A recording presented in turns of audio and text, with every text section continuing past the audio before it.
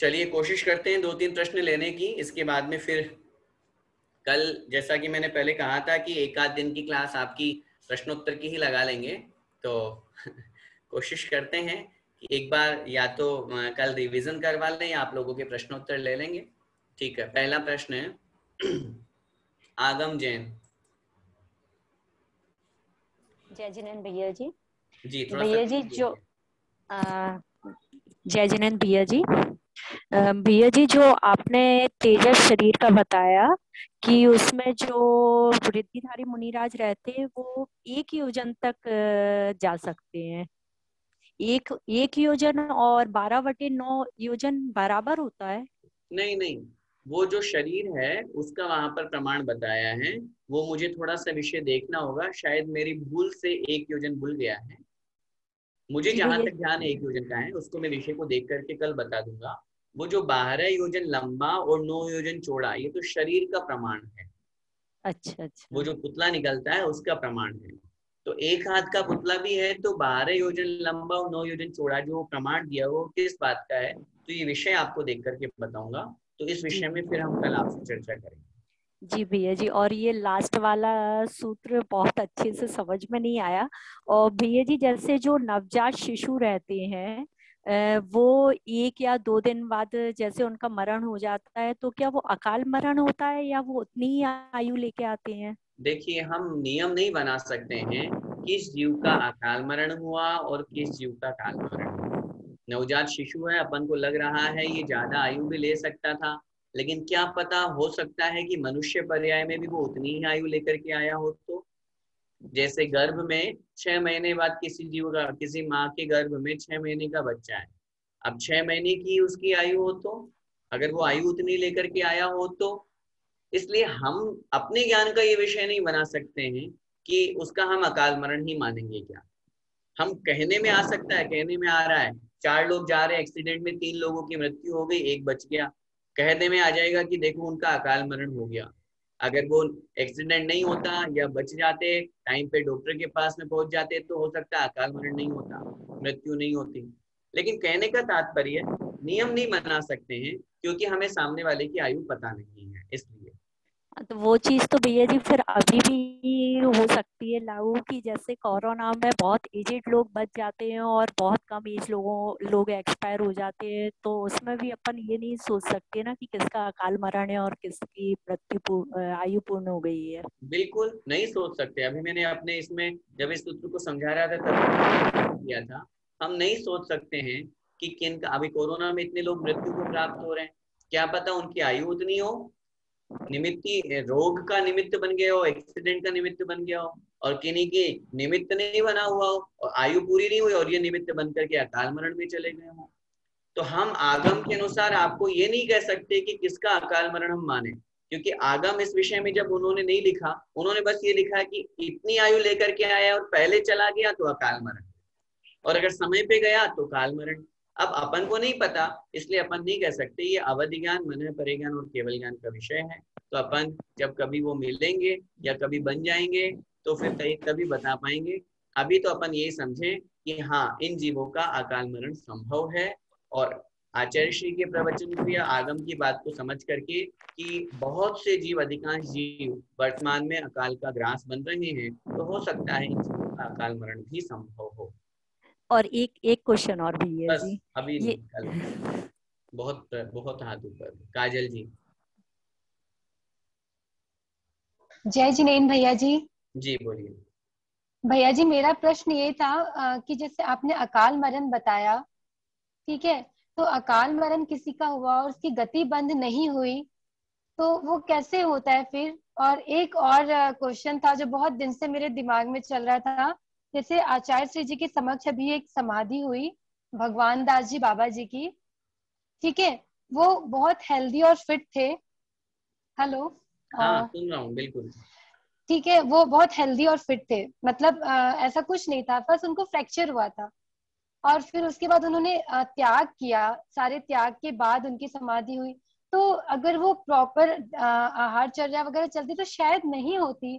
तो क्या है ये थोड़ा सा देखिए, दो प्रश्न आपने रखे हैं। पहला प्रश्न तो ये कि अगर उस जीव का अगली गति का बंध नहीं हुआ है तो क्या उसका अकाल मरण माना जाएगा। दो विषय हैं, समझिए। विषय थोड़ा सा डिस्क्रिप्शन अच्छा होने वाला है, बड़ा है। गति बंध हमारा प्रति समय होता है, एक गति बंध होता है और एक आयु बंध होता है। आपका जो प्रश्न है उसको हम आयु बंध के हिसाब से समझेंगे, क्योंकि गति तो चारों गतियों का बंध हमारा अपने परिणामों के अनुसार वर्तमान में हो रहा है। हमें अगली पर्याय कौन सी मिलेगी, ये किसके ऊपर डिपेंड है, ये हमारे आयु कर्म के बंध पे डिपेंड। जिस जीव का, ध्यान से सुनिएगा सिद्धांत नियम, जिस जीव का आगामी आयु का बंध हो चुका है, जिस जीव का आगामी आयु का बंध हो चुका है उसका अकाल मरण नहीं होता है। नियम है ये। जैसे उदाहरण समझते हैं, राजा श्रेणिक। राजा श्रेणिक ने नरकायु का बंध कर लिया था और उनके मृत्यु के प्रसंग में अपन सुनते हैं कि जैसे ही कुणिक को, अपने बेटे कुणिक को आता हुआ देखा तो उन्होंने अपना सिर दीवार से या लोहे की सलाखों में मार लिया था। दिखने में अपन को लग रहा है कि उन्होंने आत्महत्या कर ली, दिखने में अपन को लग रहा है कि अरे वो मृत्यु को प्राप्त हो गए, अगर नहीं मारते तो जिंदा रहते। लेकिन चूंकि आयु बंध पहले कर चुके थे तो आयु पूरी समाप्त हो रही थी और निमित्त बन गया वहां पर बेटे का आना और अपना सिर दीवार में मारना। ये सिद्धांत है। आचार्य लिखा है जिसने अगली आयु का बंध कर दिया वह ट्रेन की पटरी के नीचे भी लेट जाएगा तो कोई ना कोई कैसे न कैसे बच जाएगा। ये तो ट्रेन पहले रुक जाएगी, ट्रेन पलट जाएगी, कुछ हो जाएगा, वो नीचे दब जाएगा, कोई ना कोई होगा, लेकिन उसका मरण नहीं हो सकता। अब जिसने आगामी आयु का बंध पहले ही कर लिया है तो उसका तो अकाल मरण होने का वो है ही नहीं, संभावना ही नहीं है। अब जिसने नहीं किया है तो आचार्य ने लिखा उस अंतिम समय में जब उसका मरण हो रहा है उस समय अंतिम अंतर मुहूर्त में उसके जैसे परिणाम होंगे तदनुसार वह अगली आयु का बंध कर लेगा, क्योंकि अगली आयु का बंध किए बिना किसी भी जीव का मरण नहीं होता। नियम है, प्रत्येक संसारी जीव अगली आयु में जाएगा तो उसके पहले वो अपना आयु बंध करेगा ही करेगा, नियम से करेगा। तो इसलिए इस विषय को अच्छी तरह से समझें, उसको अपन गति ना बोल करके आयु बोलेंगे, आयु बंध। दूसरी बात, आपने जो अभी समाधि के प्रसंग की बात रखी है, चूंकि ये भी एक निमित्त मात्र है, हम ऐसा नहीं कहेंगे कि वो और जीवित रह सकते थे। फ्रैक्चर उनके लिए निमित्त बना। आचार्य श्री के चरणों में वो पहुंचे, वहां उन्होंने देखा, और आचार्य श्री बहुत बड़े समाधि सम्राट हैं, वो हर किसी को ऐसे ही त्याग नहीं दिलाते हैं। मुझे अच्छी तरह से प्रसंग ध्यान है, बड़े पंडित जी के कहने पर मैं एक सज्जन को लेकर के आचार्य श्री के पास में गया था और एक दो लोग मित्र साथ में थे। उनकी भावना थी, वो श्वेतांबर जैन थे, लेकिन धर्म उन्होंने बहुत अच्छा रीढ़ किया, दिगंबर धर्म, और उनसे वो प्रभावित हुए। उनकी भावना बनी कि मुझे समाधि लेनी है, जबकि मुश्किल से वो 65-70 साल के होंगे, दिखने में ठीक लग रहे हैं, लेकिन वो बहुत जिद करते कि नहीं अब मुझे कुछ नहीं करना, मेरे को लगता है कभी कभी कि मेरी आयु पूरी हो रही है। तो उन्हें जब आचार्य श्री के पास में लेकर के और आचार्य श्री को जब उन्होंने अपनी बात रखी तो आचार्य श्री ने उनके हाथ देख करके जो भी उनको संज्ञान हुआ उसके निमित्त से उन्होंने स्पष्ट रूप से मना कर दिया, अभी तुम्हें हम कोई त्याग नहीं दे रहे हैं, अभी तुम्हारी बहुत आयु है, आराम से रहो, धर्म ध्यान करो। तो कहने का तात्पर्य यही है, उनका वो निमित्त बना है, उस फ्रैक्चर के निमित्त से वो आचार्य श्री के चरणों के निकट आए, वहां त्याग की भावना बनी और बहुत अच्छी समाधि गुरु चरणों में हुई है। तो इसलिए बहुत पुण्यशाली लोग हैं जो आचार्य श्री के चरणों में या गुरु के चरणों में पहुंच करके इस तरह की भावना रखते हैं और भावना के प्रभाव से वो भावना उनकी परिपूर्ण भी होती है। हम तो उस आत्मा के लिए बड़ा साधुवाद कहते हैं और उनको प्रणाम कहते हैं कि हमारा भी ऐसा ही भाव है, प्रत्येक जीव का ऐसा ही भाव है कि जब भी मरण हो तो गुरु चरणों में समाधि पूर्वक मरण हो। तो निश्चित रूप से ये भाव तो हमारा सफल होगा ही होगा, अगले अनेकों भाव हमारे सफल हो जाएंगे और शीघ्र ही मोक्ष की प्राप्ति हमें होगी। तो यही बात अपन को समझना चाहिए। हम ये नहीं कहेंगे कि उनका अकाल मरण हुआ, हम ये नहीं कहेंगे कि उनका काल मरण हुआ, जो भी उनका मरण हुआ वो बहुत अच्छा मरण हुआ, ये अपन ये यहाँ पर ये कहेंगे। ठीक है भैया जी, जय जिनेन्द्र। जय जिनेन्द्र। स्पर्श जैन।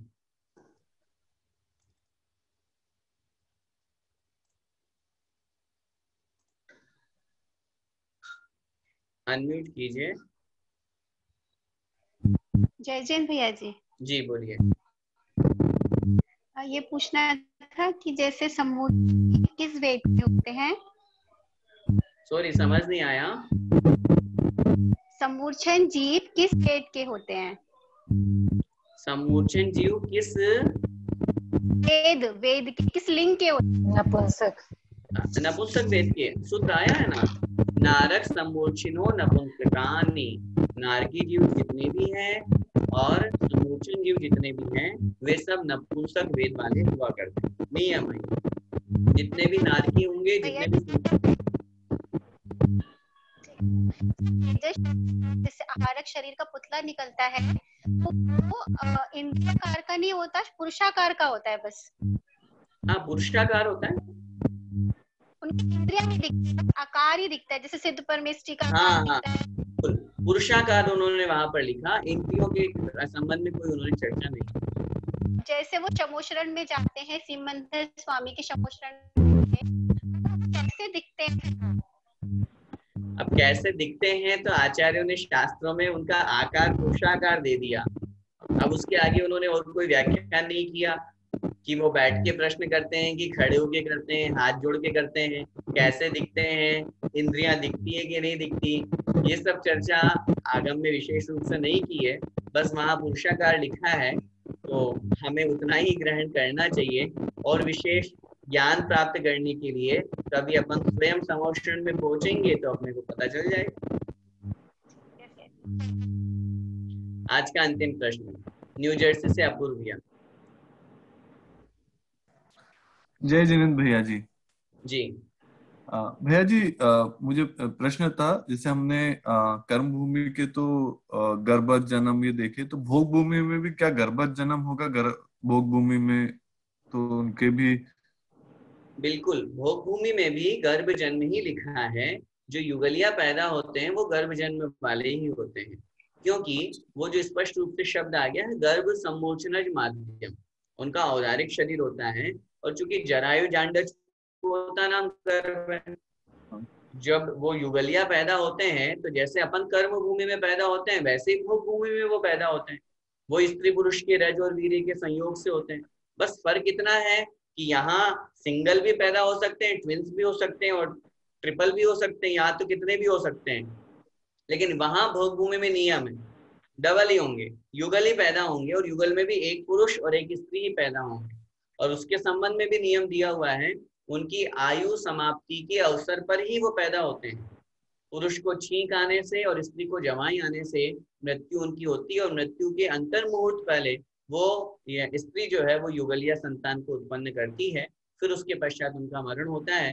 वो जो युगलिया पैदा होते हैं वो गर्भ जन्म वाले ही होते हैं और धीरे धीरे वो अपने शरीर को बड़ा अपने आप होता है, यौवनता को प्राप्त होते हैं और फिर बाद में वे ही आपस में पति पत्नी के समान आचरण करते हुए संसार का भोग उनका जरायुज ही मानना चाहिए अपने को। बिल्कुल जरायुज ही होते हैं नियम। ठीक है भैया जी, बस आज के लिए इतना ही।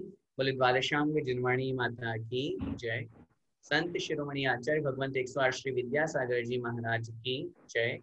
परम पूज्य गुरुदेव मुनिपुंग श्री 108 सुधा सागर जी महाराज की जय। अढ़ाई द्वीपस्थ समस्त महामुनिराजों की जय। सभी को जय जिनेंद्र।